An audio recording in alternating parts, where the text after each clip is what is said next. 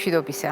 ეს საქართველოს პირველი არხია, თქვენ უყურებთ გადაცემას პირადი ექიმი მარი მალაზონია ჟესტურ ენაზე თარგმანი.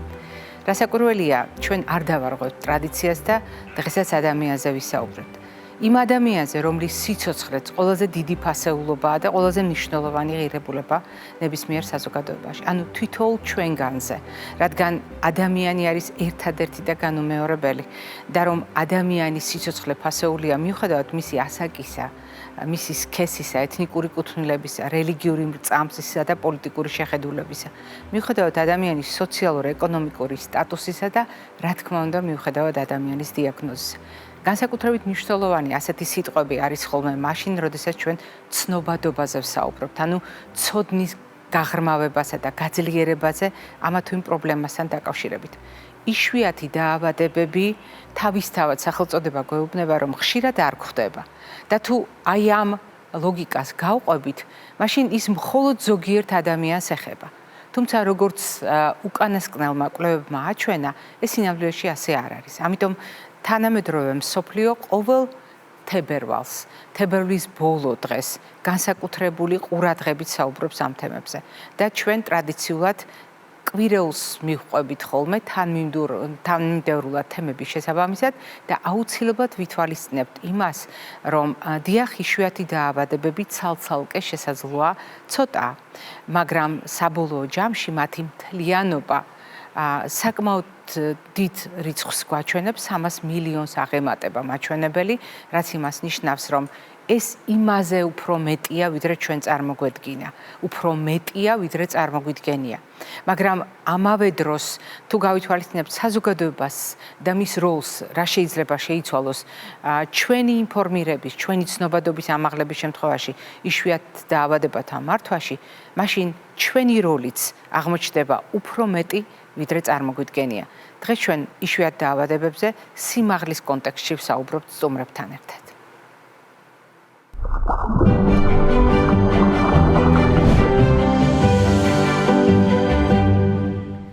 რასაკვირველია, ჩვენ შეგვიძლია სხვადასხვა პრობლემაზე საუბარი, მაშინ, როდესაც იშვიათი დაავადებების კვირეული დავგეგმეთ. უამრავი საკითხია, რომელიც ყურადღებას იმსახურებს, თუმცა ჩვენ ერთ-ერთ საკითხს ტრადიციულად ყოველწლიურად ვეხებით და გადავწყვიტეთ, რომ ეს საკითხი არც ამჯერად დავტოვოთ ყურადღების მიღმა. თქვენ გახსოვთ ჩვენი საუბრების ციკლი სხვადასხვა თემაზე, რომელიც აქტუალური იყო მშობლებისთვის და რჩება აქტუალური.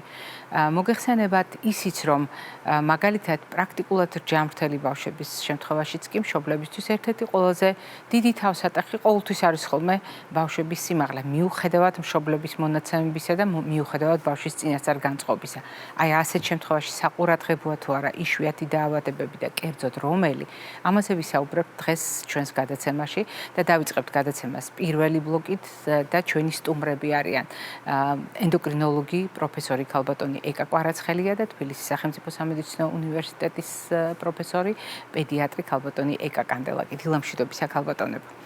როდესაც სიმაღლე ვახსენე და იშვიათი დაავადებები, აქ ორივე თემა ძალიან საყურადღებოა.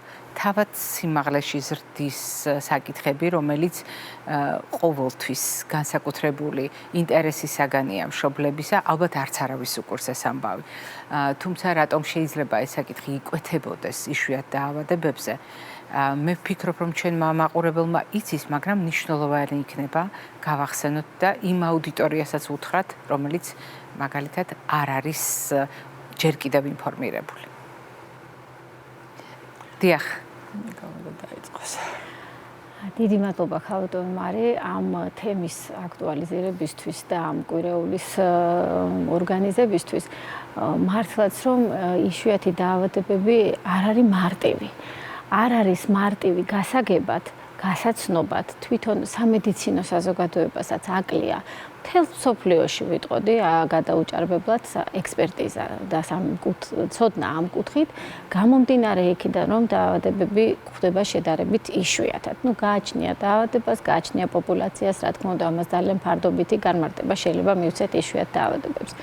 თვითონ დაავადებების უმრავლესობა, იშვიათი დაავადებების ვლინდება ბავშვთა ასაკში და ამათგან უმრავლესობაც არის გენეტიკური ხასიათის. აქედან გამომდინარე, დაავადებები ძირითადად ქრონიკულია და ზოგიერთი მათგანი პროგრესირებს და მთელი რიგი დეგენერაციული ცვლილებებითაც ხასიათდება. ამიტომ ეს არის სერიოზული ტვირთი, ასე ვთქვათ. მე მგონი არ დავამძიმებთ მაყურებელს და მსმენელს ამ ტერმინით და არა მხოლოდ პაციენტისთვის, არამედ მისი ოჯახის წევრისთვის.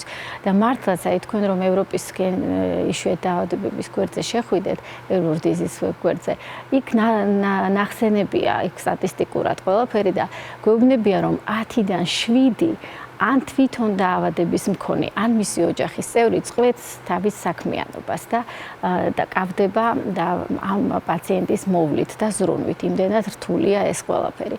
ძალიან დიდი დრო ჭირდებათ პაციენტებს დიაგნოზამდე მისვლის. ესეც დათვლილია. საშუალოდ 5 წელი გრძელდება და მათი დიდი უმრავლესობას ყოველ შემთხვევაში 1 წელზე მეტი ჭირდება იმისთვის, რომ დიაგნოზის დასმა მოხდეს.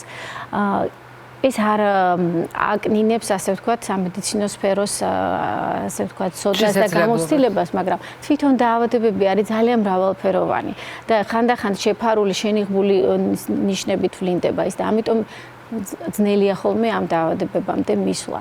და შეიძლება სიმაღლესთან დაკავშირებით. მათ შორის სიმაღლე არის, იცით, რა თქმა უნდა, ქავტონიეკა დამეთანხმება, რომ ეს არის ჯანმრთელობის ერთ-ერთი ყოველ შემთხვევაში ინდიკატორი და ვიცით, რომ ბავშვი, რომელიც ჯანმრთელია, ის იზრდება კარგად. რა არის კარგად გაზრდის პროცესი, ეს უკვე ცოტა რთული საკითხია, გამომდინარე იმ მოცემულობიდან და იმ გენეტიკური ფაქტორებისა და დღესდღეობით მართლაც დამამად შეგვიძლია ვთქვათ, რომ 70%, 75% სიმაღლე განპირობებულია, დეტერმინირებულია გენეტიკური ფაქტორებით და თვითონ ორგანიზმში და უჯრედში დევს ეს აუტორეგულაციები, რომლის მიხედვითაც ორგანიზმი აღწევს გარკვეულ ზომებს და ამ შემდეგ აჩერებს და სხვადასხვა ზეგავლენით. და ხშირ შემთხვევაში, ყოველ შემთხვევაში როცა გენეტიკა არც ისე სახარბიელოა, მოდი ესე ვთქვათ, რა თქმა უნდა, მშობელი არის ძალიან დაინტერესებული ამ საკითხით და მოდის მართლაც მოყავს სხვა მხრივ ჯანმრთელი ბავშვი ერთი შეხედვით, მაგრამ ჩივილი არის სიმაღლეში ზის ნელი ტემპი და თანაკლასელებთან და თანატოლებთან ჩამორჩენა. აი აქ უკვე რა თქმა უნდა ჩვენ ძალიან გვეხმარებიან კი არა პედიატრები იწყებენ ასეთ საკითხებზე მუშაობას და ეს არის დიდი სიამოვნება, როცა ჩვენთან ბავშვთა ენდოკრინოლოგებთან პაციენტს ამისამართებს, ესეც უნდა ხდებოდეს საერთოდ, ჩვეულებრივ ესეც უნდა ხდებოდეს პედიატრი. იმიტომ რომ ჩვენ ვიცით, რომ პედიატრიული კუთხით, სხვა რაღაც შესაძლო ქრონიკული და მდგომარეობები, მალნუტრიცია, კვების დეფიციტი და ასე შემდეგ შეწოვის პრობლემები, იქ უკვე უნდა იყოს გამოკვლეული, ბავშვს არ აქვს გულსიძახვა, თირკმლის და სხვა დაავადებები და რჩება ის, რასაც ჩვენ უკვე ენდოკრინოლოგები ვიკვლევთ ხოლმე. და უკვე ვიწყებთ ჩვენ ამ საკითხზე მუშაობას. ასე რომ და ჩემი თვითონ ენდოკრინოლოგიაში საქმიანობაც პირდაპირ დაუკავშირდა ესე მოხდა სიმაღლეში ზრდის პროცესებს ჩემი დისერტაციას ამას ეძღვნებოდა და რა თქმა უნდა იქ არის უამრავი ჰორმონული ფაქტორები. უამრავი არა, მოდი ესე დავკონკრეტეთ, არის რამდენიმე ჰორმონი, რომელიც გავლენას ახდენს ზრდის პროცესზე და ამის მიღმა არის უამრავი სხვა ფაქტორი, რომელიც გავლენას ახდენს ზრდის პროცესზე და არ არის მარტივი ერთის შეხედვით მოხახდინოთ დიფერენცირება ამ მიზეზებს შორის. სხვა არის, როცა ფენოტიპი პაციენტის გვეუბნება უკვე და რაღაც დისპროპორციული ზრდა ან რაღაც სინდრომული გარეგნობა მიგვანიშნებს ხოლმე რაღაცებზე, მაგრამ ძირითადად მაინც ძალიან რთული პროცესია ამ მიზეზების დიფერენცირება. როდესაც ქალბატონმა ეკამ დაიწყო საუბარი სიმაღლესთან დაკავშირებით და იგივე იშვიათ მდგომარეობებზე მინიშნება, როდესაც იყო, ხაზი გაუსვა, რამდენად მნიშვნელოვანია პედიატრის როლი. პედიატრისა, რომელიც უშუალოდ თვალყურს ადევნებს ბავშვის ზრდა განვითარებას და იმ ფაზაში, როდესაც ბავშვის სიმაღლის შეფასება მისი ჯანმრთელობის ერთ-ერთი ინდიკატორია და უნდა შეფასდეს საერთო ჯანმრთელობასთან ერთად, შეიძლება იყოს ზუსტად ის საყურადღებო მინიშნება, რომელიც სხვა ფაქტორებთან ერთად სრულიად სხვა მიმართულებით წაიყვანს პროცესს. მათ შორის ჩნდება ეჭვი იშვიათ დაავადებას. როდის ჩნდება ეს ეჭვი და რომელ დაავადებას გულისხმობთ კონკრეტულად, როდესაც სიმაღლესთან მიმართებაში ყველაზე ხშირად იშვიათი დაავადებებიდან რომელი პრობლემა იკვეთება? აი აქ. მინდა გავაგრძელო ორი სიტყვით ეკას მიერ დაწყებული საუბარი, ძალიან მნიშვნელოვანი კვირეულია ეს იშვიათი დაავადებების კვირეული. მსოფლიოში 5% მოსახლეობის რომელიღაც იშვიათი დაავადება შეიძლება ჰქონდეს და ეკამ აბსოლუტურად სწორად თქვა, მათი უმრავლესობა ვლინდება ბავშვთა ასაკში. შესაბამისად, რადგან ვლინდება ბავშვთა ასაკში, ეს არის პედიატრის კომპეტენცია, იცოდეს, შეეძლოს ჩართოს კოლეგები, იმიტომ რომ ეს არ არის მარტივი საქმე, ეს არის კლასიკური მულტიდისციპლინური საკითხი, როდესაც შენ ხედავ გარკვეულ სიმპტომებს, რომელსაც ვერ უკავშირებ შეიძლება ერთმანეთს, ხედავ გარკვეულ ფენოტიპს, ეკამაც ახსენა და მიყვები ამ ფენოტიპის კლინიკურ ნიშნებს, ლაბორატორიულ კვლევას, გამომსახველობით კვლევას და ადგენ რაღაცა დიდ სურათს და ამაში მარტო არ უნდა იყო არც ერთ შემთხვევაში. თუმცა პირველი, ესე ვთქვათ, ხაზი, რომელიც ხვდება პაციენტს, ეს არის პედიატრი და 21 საუკუნის პედიატრიის ამოცანა არის გააფართოვოს ჰორიზონტი, თავშეთ კომპეტენციები კონკრეტულად იშვიათ დაავადებებთან მიმართებით. რატომ? იმიტომ რომ 21 საუკუნე იქნება ახალი მედიკამენტების საუკუნე და მართვის ახალი სტრატეგიების საუკუნე. შესაბამისად, ჩვენი ინფორმირება ამის შესახებ უნდა იყოს ძალიან დიდი და ზოგად კონტექსტში პედიატრი უნდა იყოს მთავარი ფიგურა, რომელიც აკეთებს აი ამ შერჩევას და კლასიფიცირებას პაციენტების. თუმცა, ეკამ თქვა აბსოლუტური ჭეშმარიტება, ზოგჯერ პაციენტებისთვის ეს რთული გასაგებია და აღსახსნელი, მაგრამ წლები შეიძლება დაგჭირდეს, რომ მიხვიდეს ზუსტ დიაგნოზამდე. სამწუხაროდ სტატისტიკა ესეთია.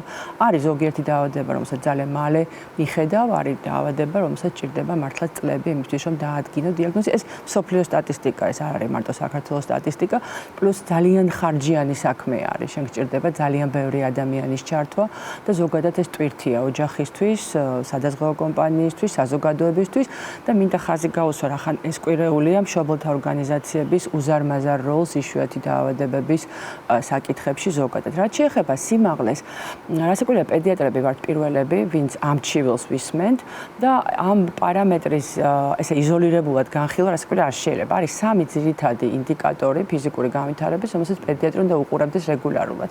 ეს არის წონა, ეს არის სიმაღლე, სიგრძე ან სიმაღლე, გააჩნია ასე კი რა არის და ეს არის თავის გარშემოწერილობა 3 წლამდე. 3 წლის მერე ეს პარამეტრი არ კონტროლდება. და აი ამ სამი პარამეტრის გადატანა მრუდზე დახედვა, დინამიკის შეფასება და გააზრება იმისი, რასთან გაქვს საქმე.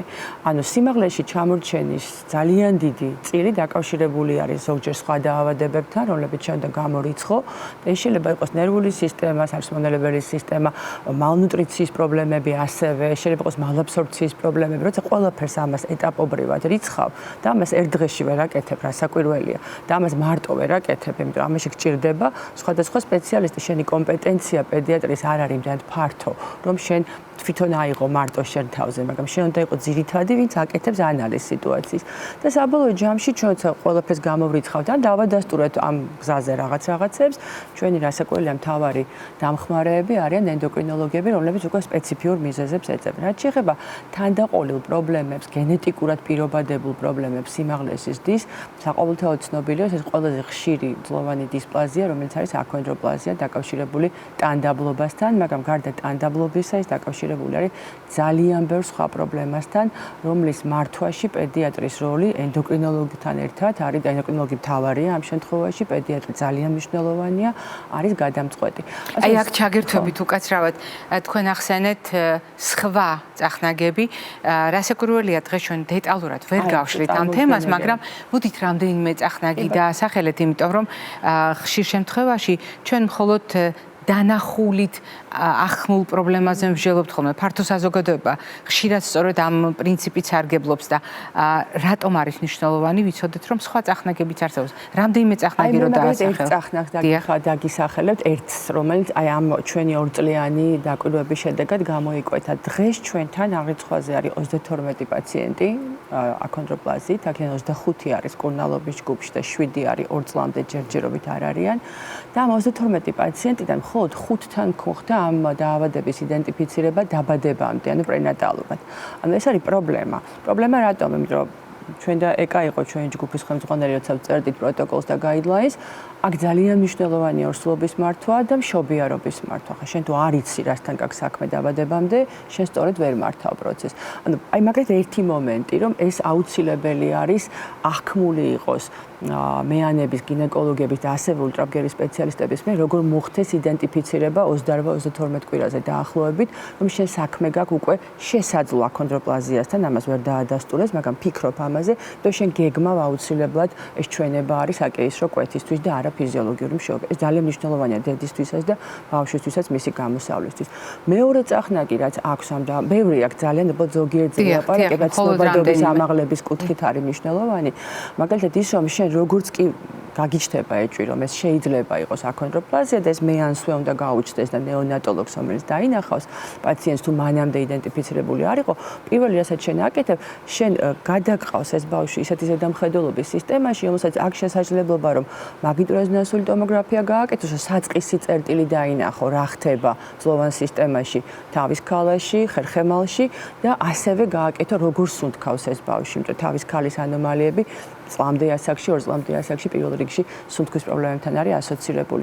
შემდგომ ასაკში შენ გჭირდება ძალიან გამოცდილი ნეიროქირურგი და ნევროლოგი, რომ სახერხემლის არხის სტენოზზე დაფიქრდნენ და ხომარ იწყება შევიწროვებას და შესაბამისად ზეწოლა და შესაბამისად ხომარ ხდება, დავუშვათ მიელოპათია, ან ხომარ შეიძლება თეორიულად აქ მოველოდეთ რაღაც ხანში.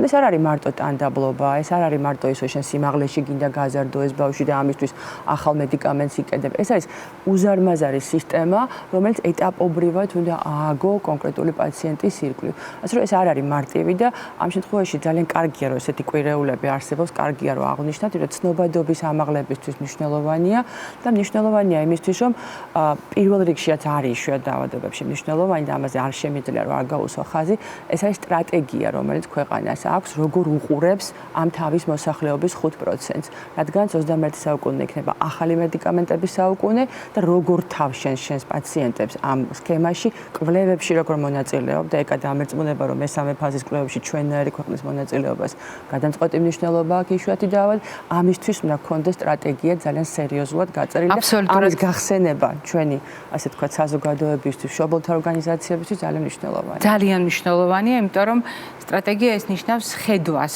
რომელიც ამ ბავშვებისათვის საუკეთესო შედეგს მოიტანს, ამ ბავშვების ოჯახებისათვის საუკეთესო შედეგს, ვიდრე დავასრულებთ ჩვენ საუბარს.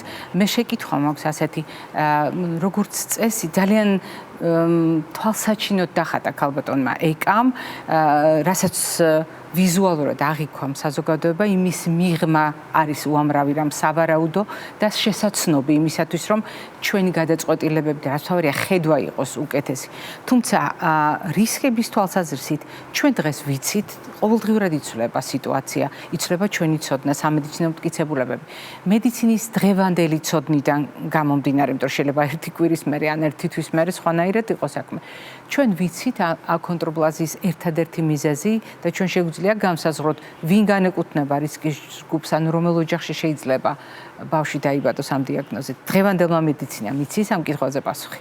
არ აქვს ამ კითხვაზე პასუხი, იმიტომ რომ ეს უმრავლეს შემთხვევაში სპონტანური მუტაციის არის განპირობებული, ანუ ორ ჯამრთელ, ასე ვთქვათ, მშობელს, ამ კუთხით ჯამრთელ მშობელს შეიძლება დაიბადოს აქონდროპლაზიის მქონე პაციენტი, მაგრამ კიდევ ერთხელ გავიმეორებ, რომ ძალიან დიდი არის ტვირთი ამ პაციენტის, თვითონ პაციენტის, რომელსაც აქონდროპლაზია აქვს, არანაკლები ტვირთის მატარებლები არიან მშობლები და მე მათ აბსოლუტურად შორიდან გვესმის ჩვენ მათ რასთან აქვს პატივისცემით საუბრობთ, იმიტომ რომ გარდა ფენოტიპური ასეთი ნიშნებისა და სიმაღლეში ჩამორჩენისა მართლაც ამ დისპროპორციულობას აქვს სოციალური კუთხით ძალიან ბევრი სირთულე ამ ბავშვებისთვის. თუნდაც სტიგმა. სტიგმის მიღმა აქვს მთელი რიგი შეზღუდვები და ავტონომიურობის კუთხით ძალიან დიდი პრობლემები. ამიტომ აი ის რაც მართვის კუთხით უნდა ხდებოდა მართლობოდეს და ალბათ ხდება და კიდევ უფრო დავიხვეწებით მომავალში, რა თქმა უნდა, ამ პაციენტების მართვის და დროულად გართულებების, ასე ვთქვათ, პრევენციის კუთხით, რა თქმა უნდა, ერა შეიცვალა იმ კუთხით, რომ გამოჩნდა რაღაცა და ეს არ არის მხოლოდ რაღაცა, არამედ მედიკამენტი, რომელსაც თუ დროულად, ასე ვთქვათ, დავიწყებთ ბავშვების მკურნალობას გარკვეულწილად, ის ბევრად შეუმსუბუქებს მათ ცხოვრებას და საბოლოო სიმაღლის მაჩვენებელს და რა თქმა უნდა სხეულის პროპორციებსაც და მათ შორის უკვე არის კვლევები, რომ თავის ქალას დეფორმაციებსაც არის დადებითი შედეგები შეუმსუბუქებს და ჩვენთვისაც ექიმებისთვის რა თქმა უნდა თუ მანამდე როცა მოდიოდა ასეთი პაციენტი უბრალოდ დიაგნოზით შემოვიფარგლებოდით და თუნდაც ვაფრთხილებდით რომ გჭირდებოდა ორთოპედი და ასე შემდეგ ჩვენი ცოდნაც ბევრად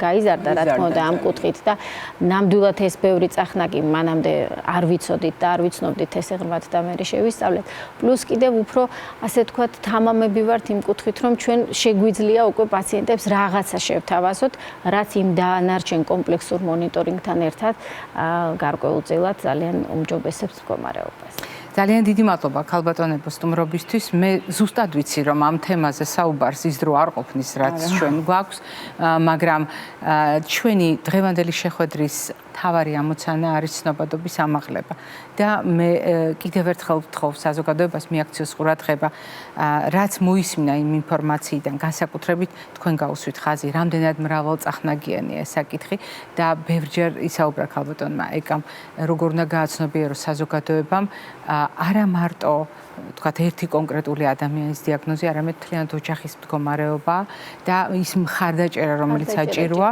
და ეს მხარდაჭერა არის მნიშვნელოვანი იქცე სტრატეგიად ხედავთ, რომელიც შეცვლის ადამიანების ცხოვრების ხარისხს.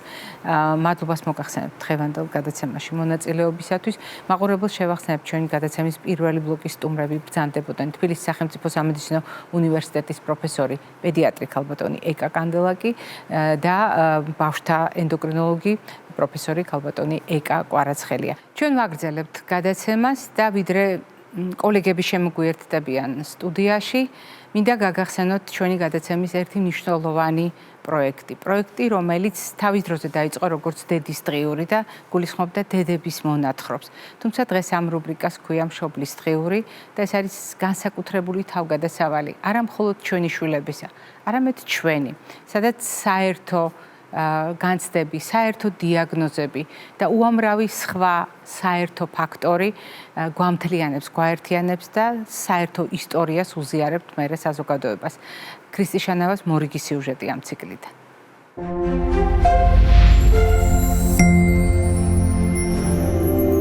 საკუთრებმა მე გამზარდა, გამაძლიერა, მასწავლა პირველ რიგში სიკეთის კეთება. მასწავლა ის რომ თუ მართალი ხარ ვერასოდეს ვერ დამარცხდები და მასწავლა ის რომ ძალიან ვუყვარვარ ღმერთს, იმიტომ რომ 25,000-ში ერთი გამორჩეული არაჩვეულებრივი ბიჭის დედა ვარ. მე ვარ ზაკო მიშკუდიანი, 16 წლის პარამოცურავი. ჩემი შვილის დიაგნოზია ქონდროპლაზია. ეს არის იშვიათი დიაგნოზი, როდესაც 25,000-ში ერთი გენის მუტაციით იბადება ახალშობილი. ზაკო არის ჩემი პირველი შვილი. 16 წლის წინ მართლა საქართველოში შეიძლება არც იყო აღრიცხვაზე აქონდროპლაზიის დიაგნოზის მქონე ბავშვი, არავინ არაფერი არ იცოდა. ყველა მეუბნეოდა რომ იყო ჩემი ჯვარი, ეს ძალიან რთული მისაღებია დედისთვის და მამისთვის, იმიტომ რომ როდესაც დედა ხდები, პირველი შენი ინტერესია რომ შვილი ყავდეს ჯანმრთელი და უბრალოდ როდესაც იღებ რომ შვილს აქვს პრობლემა, მაგრამ არ იცი როგორ უმკურნალო, საიდან დაიწყო და სად უნდა გაჩერდე. ძალიან ბევრი სირთულე გადავიარეთ. ნუ ფსიქოლოგიურად როგორ მიჭირდა ჯოჯოხეთი, აი ბოლო 2-3 წელიწადია დავწყმარდი, ისე დავწყმარდი, რომ აღარ ვსტირი ვარ.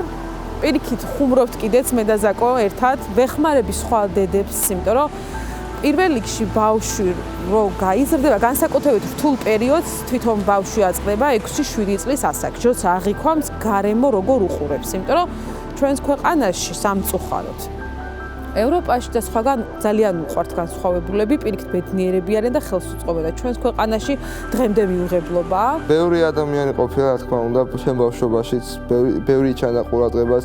ანუ უკვე ის სახში ვარ, ანუ უკვე ადამიანს რო სახეზე შევხედო, უკვე მივხვდები ის გამოიჩენს ჩემს მიმართ ყურადღებას თუ ჩვეულებრივ შემხედავს. ძალიან ბევრ ნერვიულობას, ცრემლს გადავაწყვეტ დაცინვასაც გარემოში. 10 წლამდე ზაკო არ დამისვავს მიწაზე. სულ მყავდა ხელში აყვანილი. დავდიოდით მასაჟზე, ექიმთან, სკოლაში თუ საბავშვო ბაღში. მეგონა რომ დამესვა, ვიღაცა შეხედავდა, ვიღაცა დაცინებდა, უკვე გამჯდარი მქონდა. აი ნახეთ როგორ ეხლაც არ დამავიწყებ ეს გრძნობა წლების მანძილზე, რომ გავივლით და ვიღაც შეხედა და მთელ სხეულში აი ცხელი წყალი რო დაგასხან, ზუსტად ამას შევადარებ, ისე მეწვოდა და მითხარ დამეფარა ბავშვი. ყოფილა ის მომენტიც, რომ ანუ ბავშვები არ დაინტერესებულან და მშობლები ეუნებიან, რომ აი შეხედეთ და დღეს ზაკო არის საქართველოს ნაკრების პარასმოცურავე და უკვე პროფესია. ზაკო, მითხარ რომ მე ვიპოვე ჩემი თავი. სულ დავიწყე 4 წლიდან, ესეც ჯანმრთელობის გამო და 3 წელია, რაც უკვე პროფესიონალურად ვარჯიშობ. და რაც უკვე გადავწყვიტე რომ გავხდარიყავი პარამოცურავი. მე მაქვს ბრინჯაო ევროპის ახალგაზრდა ოლიმპიადაზე. გამოწვევები ბევრი არის, სიფრთხილე არის საჭირო, რაც თავი ყველა სპორტსმენს სჭირდება დისციპლინა, დისციპლინებულმა იყოს სპორტსმენი. ბევრი ოცნებები მაქვს, მაგალითად მინდა რომ ვიყო მოხდე ოლიმპიადაზე, ჩემი დიდი ოცნება LA-ში 2028 წელს. და ამისთვის ძალიან დიდ შრომას წევ და აი ეს 2 წელი იქნება თიანად მიეწვდება ოლიმპიადის ლიცენზიას. ანუ შეიძლება ვაილდკარდსაც წავიდე, მაგრამ მე მინდა რომ ლიცენზიით და დამსახურებულად წავიდე ოლიმპიადას. ზოგჯერ ვფიქრობ, რომ აი ამ პატარა ბავშვმა რამდენს გაუძლო, რომ მაინც არის ესეთი ლაღი, ძლიერი და დღესაც ახლა ჩაწერაზე მითხარ, რომ იმიტომ მინდაო, რომ რაც შეიძლება ბევრგან გამოვჩდეო, რომ არ მინდაო, რომ ჩაკეტილები იყვნენო ეს შეშემოპირები. მე მინდა რომ ბევრი ეგეთი ადამიანი გამოვიდეს და თავისთავად გამოაჩინოს, რომ არ იყოს ჩაკეტილი და ნებისმიერ სპორტში შეუძლია მიიღონ მონაწილეობა, როგორც სურვაში, ისე ძლევს, აი ბევრი რაღაც შეიძლება დაკავდნენ და მინდა რომ არასდროს არ ჩაიკეტონ სახში.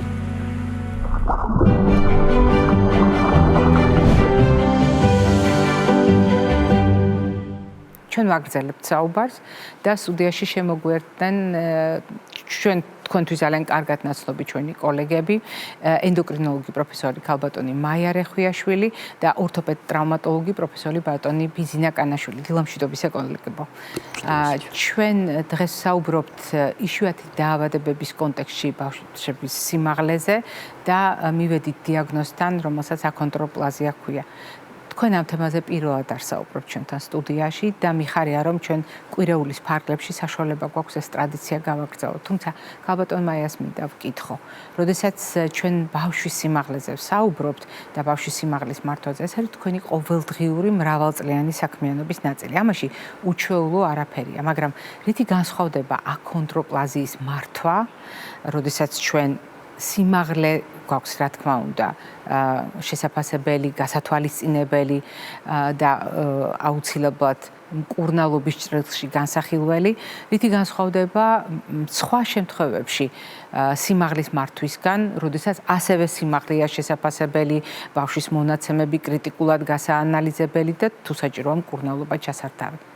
გესალმებით, მადლობა მოწვევისთვის. მოგახსენებთ, ყოველდღიურობაშია ჩემთვის ნამდვილად მშობლების და ბავშვების ეს განცდა, რომ ბავშვი არ იზრდება სიმაღლეში, თუმცა განსხვავება აქონდროპლაზიის და ჰიპოქონდროპლაზიის შემთხვევაში არის ის, რომ სხეულის პროპორციები ძალიან ადრეული პერიოდიდან უკვე დარღვეულია.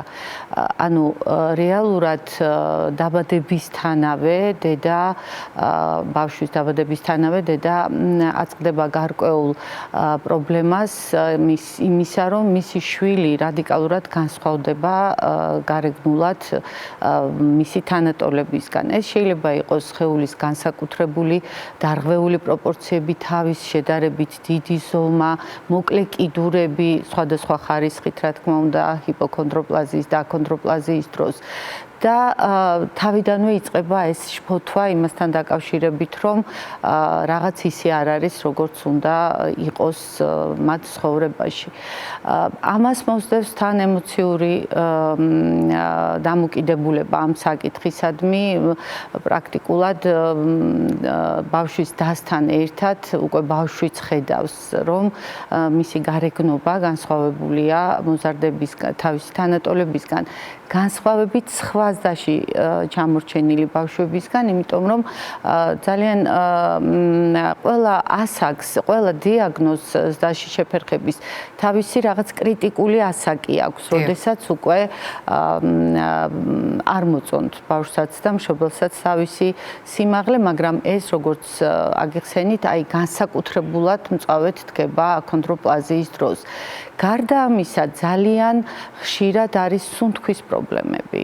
სუნთქვის გაძნელება გამომდინარე დაავადების სპეციფიკიდან არის ძალიან ხშირად როგორც ყველა სინდრომს ახასიათებს შინაგანი ორგანოების სტიგმებიც, ზოგჯერ არის გულის მანკები ან საშარდე სისტემის რაღაც გარკვეული პათოლოგიები და ეს ყველაფერი ხდის რის აუცილებლობას, რომ საკითხი უნდა განვიხილოთ უფრო კომპლექსურად. ანუ აქ უნდა იმუშაოს გუნდმა და არა მხოლოდ დაუშვათ ენდოკრინოლოგმა, რომ პრობლემა გადაიჭრას. ეს ეხება გენეტიკოსაც, რომელმაც აუცილებლად დროულად უნდა დასვას დიაგნოზი, ეს ეხება ენდოკრინოლოგსაც, რომელმაც შინაგანი სეკრეციის ორგანოების ჯანმრთელობა უნდა გამოავლინოს ან მისი ავადმყოფობა, ორთოპედსაც, ბატონი ბიძინა გვესწრება და კომპლექსურად პულმონოლოგსაც ძალიან ხშირად და კომპლექსურად უნდა გადაიჭრას ეს თემა. განსხვავებით ზდაში შეფერხების სხვა დიაგნოზებისგან, ეს შეიძლება იყოს კლასიკური ზდის ჰორმონის დეფიციტი, ეს შეიძლება იყოს მონელება შეწოვის დარღვევით გამოწვეული ზდაში შეფერხება თუ სხვა სინდრომები. როდესაც ქალბატონი მაია თვლიდა შესაძლო პრობლემებს, რომელიც უნდა გავითვალისწინოთ და არა იზოლირებულად მხოლოდ სიმაღლის შეფასება, რა არის ის ჩამონათვალი პრობლემების, ან თუნდაც ერთადერთი პრობლემა, რომელიც ორთოპედ ტრავმატოლოგთან მოიყვანს აქონდროპლაზიის მქონე პატარას, ან მის მშობელს აიძულებს, რომ სწორედ ორთოპედ ტრავმატოლოგთან გაიარონ კონსულტაცია. მოგესალმებით, მიხარია ვარ თქვენი სტუმარი, ტრადიციულად. მადლობა. მთელი რიგი ნოზოლოგიებია, ხო, პირველი არის ხოლმე როგორც წესი მაინც თვალშისაცემის სიმაღლე. როგორ თქვათ, რომელსაც სტანდარტულად არაექიმიც კი ხვდება ხოლმე. მაგრამ მის მიღმა იმალება ძალიან ბევრი საკითხი. ეს არის დეფორმაციები, რომლებიც იწვევს სახსრის ნაადრევ ცვეთას, არასწორ ბიომექანიკურ დატვირთვას და როგორც წესი ხო მკურნალობის ერთ-ერთი ძლიერი მაჩვენებელი არის ის, როდესაც ჩვენ გრძელვადიან პერსპექტივაში ვუყურებთ კიდურის თუნდაც აი სახსრის ხრტილის მთლიანობის შენარჩუნების საკითხს. და ხშირია ხოლმე საკორექციო ოსტეოტომიებიც, იმიტომ რომ ერთ-ერთი კიდევ დიდი პრობლემა არის ასიმეტრიები. ანუ ეს ჩვენი პრობლემატური ზონები ხშირად არის ის, რომ ერთნაირად სიმეტრიულად პრობლემატურები არ არიან და როდესაც არის ასიმეტრია, რა თქმა უნდა, კიდურის ღერძი ირღვევა, ცენტრაცია ადამიანის ჩონჩხს აქვს სხვანაირი და ხშირია ხოლმე თუნდაც ნაადრევ ასაკში ჩარევა და თუნდაც ნაადრევ ასაკში ჩარევისას ყოველთვის ითვალისწინებ იმას, რომ სამომავლოდ კიდევ რა საშუალებას იტოვებ. ანუ რეზერვის შეფასება ხდება? რაც არის ძალიან მნიშვნელოვანი, ხო, რომ არსებობს ჩარევა, რომელიც იმ ეტაპზე იძლევა მნიშვნელოვან გაუმჯობესებას, მაღალი აკმაყოფილება პაციენტისაც, მშობლისაც, ანუ ყოველ შემთხვევაში, როდესაც არის ის ასაკი 15 წელი ითვლება ხოლმე როგორც წესი, ძვლოვანი ასაკით თუ იმშელეთ საპასპორტო ასაკის სხვა რამეა კიდევ, უმიზნებთ ხოლმე, რომ იმ ასაკში ხო შესაძლებელი იქნება იმ მაქსიმუმის გაკეთება, ეხლა თუ გავაკეთეთ რაიმე კონკრეტული ჩარევა. როდესაც ჩვენ ვლაპარაკობთ ასაკობრივ ჭრილში პრობლემის აღქმაზე, იგივე ორთოპედიული პრობლემები იცვლება, შეიძლება უფრო ადრეულ ასაკში ნაკლები იყოს ჩამონათვალი და ასაკთან ერთად გამრავლდეს ეს ჩამონათვალი, ან როდესაც მიდგომას ვარჩევთ, არის თუ არა მნიშვნელოვანი ადრეულ ასაკში ჩავერიოთ და ზოგიერთ შემთხვევაში პირიქით დაველოდოთ. აქ არის ასეთი თავისებურება, რომელიც ოჯახმაც უნდა გაითვალისწინოს, იმიტომ რომ სრულიად ბუნებრივია, რომ მშობელს ყოველთვის აქვს იმის სურვილი, რაც შეიძლება სწრაფად გადაჭრას შვილის პრობლემა და ამაში გასაკვირი და უჩვეულო ვფიქრობ არაფერია, მაგრამ თქვენი გამოცდილებიდან გამომდინარე, საერთაშორისო გამოცდილებიდან გამომდინარე, არის ასეთი სტრატეგიები გასათვალისწინებელი, როდესაც ამ დიაგნოზის მქონე ბავშვებზე საუბრობთ? კი, რა თქმა უნდა, არსებობს ჩარევები, რომლებსაც ვფიქრობთ, რომ მომავალში რომ ჩატარდეს უკეთესია, იმიტომ რომ სრულფასოვნად ჩატარდება და გამოსავალიც მაქსიმალურად კარგი იქნება და რეაბილიტაციის პერიოდიც შედარებით ხანმოკლე. ან ბავშვთა ორთოპედიას რაც აქვს ძალიან კარგი ნიშა, ხო, თუ ზრდა ჩამოყალიბება სწორი მიმართულებით არის მიმართული, მაგ შემთხვევაში დამატებითი პრობლემები ხშირად აღარ ჩნდება ხოლმე. რაც თავიდანვე სწორად დაწყებული მკურნალობა და ზოგადად მნიშვნელოვანი რა არის, რომ თავიდანვე უნდა მიყვე და დაფიქრდე იმაზე, რომ ამის კონკრეტული ნაბიჯი, რასაც ვაკეთებთ, ხო, რა მიმართულებით შეცვლის ამ ყველაფერს. ანუ პრაქტიკულად ჩვენ დღეს მიღებული გადაწყვეტილებით ვცდილობთ განჭვრიტოთ, როგორ იქნება ბავშვის მდგომარეობა, განვითარება, თუნდაც პრობლემების განვითარება გრძელვადიან პერსპექტივაში, მისი ცხოვრების სხვადასხვა ეტაპზე და სხვადასხვა ასაკში. ის განსაკუთრებით მნიშვნელოვანია დამეთანხმებით მაშინ, როდესაც სულ იყო ფიქრი და საუბარი რაღაც საშუალებაზე, რომელიც დაეხმარებოდა ბავშვებს და დაეხმარებოდა მშობლებს. უნდა ვაღიაროთ, რომ ძალიან მძიმეა განცდა, როდესაც იცის მშობელმა, რომ სადღაც მსოფლიოს რომელიღაც ქვეყანაში არის ასეთი საშუალებები და იყენებენ ბავშვებისთვის ეფექტიანად. არსებობს პუბლიკაციები, ამას კითხულობენ მშობლები, დღეს ეს ყველაფერი ხელმისაწვდომია. და ამ დროს მშობელმა იცის, რომ მისთვის არ არის ეს ხელმისაწვდომი, იმიტომ რომ ბავშვი საქართველოშია და ბავშვს არ აქვს ასეთი მედიკამენტის გამოყენების შესაძლებლობა. აქონდროპლაზიის შემთხვევაში მოხდა ასეთი რამ და არის მედიკამენტი, რომელსაც უკვე იყენებთ თქვენ. რა შეიცვალა ამ მედიკამენტთან დაკავშირებით? რამდენად შეიძლება ამ სურათზე მსჯელობა? მე კარგად მესმის, რომ სამედიცინო თვალსაზრისით ეს ცოტა დროს გულისხმობ, მაგრამ საკმაოდ ბევრია იმ ოჯახებისთვის, ვინც ეს პრეპარატი უკვე გამოიყენა. დიახ, აი გეთანხმებით, ნახეთ, პირველი რაც მოხდა ყველაზე კარგი ამ საკითხის რეალიზაციაში იყო ის, რომ სტიგმა ასე ვთქვათ, მოეხსნა და საზოგადოება მიიღო ეს დაავადება როგორც ერთ-ერთი მართვადი, ყოველ შემთხვევაში ჯერ როგორც ბრძანეთ შორეული შედეგები ნამდვილად არ გვაქვს და ეს ყველა ახალად მიღებული მედიკამენტისთვის ესია დამერწმუნებით, მაგრამ სტიგმა მოიხსნა და საზოგადოება მიიღო, რომ მხარდაჭერა გაიზარდა და უკვე ამ ბავშვებს, მათ მშობლებს, მათ ოჯახებს მიეცათ იმისი იმედი, რომ ნელ-ნელა ყველაფერი შეიძლება გასწორდეს. ახლა აქ საუბარია იმ მედიკამენტზე, რომელიც გენეტიკურად უკვე განაპირობებს, ასე ვთქვათ, აქ მუტაციის შემდგომი მუტაციით გამოწვეული დაავადების გასწორებაზეა საუბარი. აქ არ არის სიმპტომური მკურნალობა, ნახეთ, როგორ ორთოპედი ჩაერთოს ან დაუშვათ გულის მანკის ოპერაცია გაკეთდეს სიტყვაზე თუ ასეთი არსებობს ან ზის ჰორმონი მისცე და აქ არის საუბარი ეტიოლოგიური მკურნალობის ასე ვთქვათ რეალიზებაზე, მექანიზმის გამოსწორებაზეა საუბარი და ეს არის ძალიან მნიშვნელოვანი, რა თქმა უნდა, მაგაშიც ალბათ შევთანხმდებით, რომ ეტიოლოგიური მკურნალობა ერთ-ერთი ყველაზე და პათოგენეზური მკურნალობა ერთ-ერთი ყველაზე სწორი მიმართულებაა მედიცინაში და აკადემიურად წყვიტავს მტკიცებულებაზე დაფუძნებული მედიცინით საკითხს.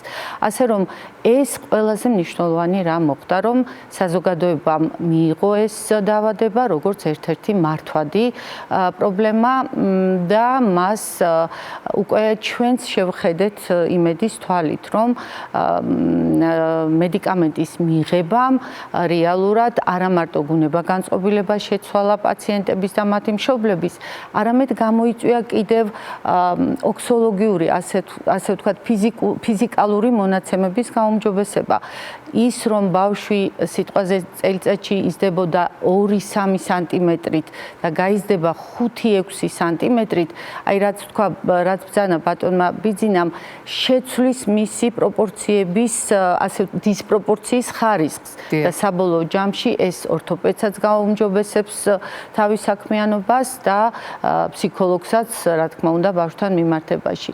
ასე რომ ეს ფსიქოლოგიურად მნიშვნელოვანი მოვლენაა თქვენ აი პაციენტებთან და ოჯახებთან ურთიერთობაში. მინდა გითხრათ, იმიტომ რომ ჩვენ სულ გვაქვს კავშირი მშობლებთან და მათთვის ეს აღმაფრენაა, რასაც ქვია, იმიტომ რომ აი ეს განსხვავება, რაც არის წელიწადში იმ 2-3 სანტიმეტრს და 5-6 სანტიმეტრს შორის, თუნდაც 3 სანტიმეტრი რამოდენიმე წლის მანძილზე უკვე გადის 4-5 წლის მანძილზე 15 სანტიმეტრზე. ნუ 10-ზე მაინც იმის გათვალისწინებით, რომ მე პუბერტატიც ერთვება, სასქესო ჰორმონები კეტავენ ზონებს და ისეთი ტემპით შეიძლება აღარ გაიზარდოს ბავშვი მე-4, მე-5, მე-6 წელს, მაგრამ საბოლოო ჯამში ამ ბავშვებისთვის 10-12 სანტიმეტრიც მკურნალობის ფონზე, რა თქმა უნდა, ითვლება ერთ-ერთ ძალიან მნიშვნელოვან შედეგად.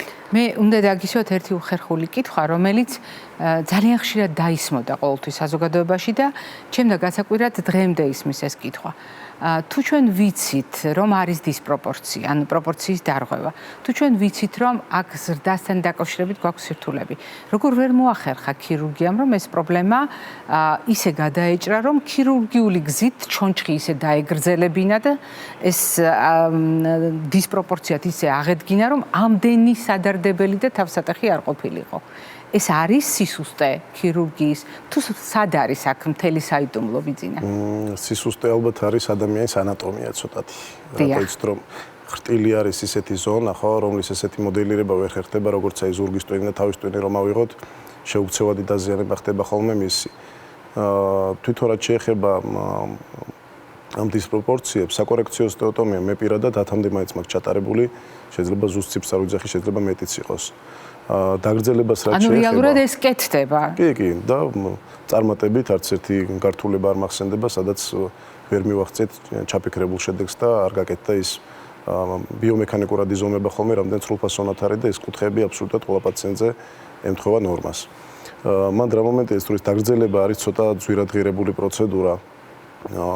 არსებობს ტეილორის ჩარჩო, რომელსაც საკმაოდ დიდი, როგორ ვთქვათ, მეთვალყურეობა ჭირდება შემდგომ და ერთდროულად ახერხებს, რაც არის ამ ტეილორის ყველაზე დიდი უპირატესობა, როგორც კუთხითი დეფორმაციის, ასევე სიგრძის კორექციას და არსებობს კიდევ მაგნიტური ღეროები. მაგნიტური ღეროებიც თვითონ შეიძლება ღერო ხელმისაწვდომი იყოს, თუმცა აპარატურა, რომელიც შემდგომ ეტაპზე დააგრძელებს ამ ყველაფერს და ეს მარტო აქონდროპლაზიაზე არ ნებისმიერ კიდურის სიმოკლეზე იხმარება, არ არის რომ კონკრეტულად რაღაცისთვის არის საჭირო, ესეც არც ახლომდებარე მეზობელ ქვეყნებში არ არის ესეთი ხელმისაწვდომი.